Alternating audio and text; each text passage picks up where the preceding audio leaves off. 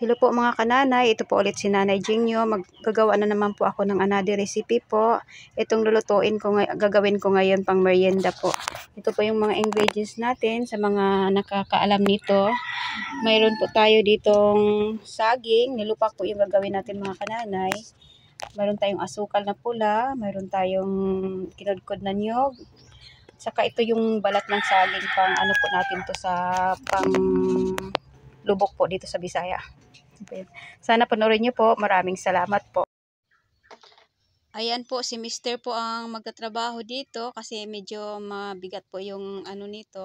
Lalo na pag ano na yun, madurog na yung saging. Siya daw muna ang maglupak.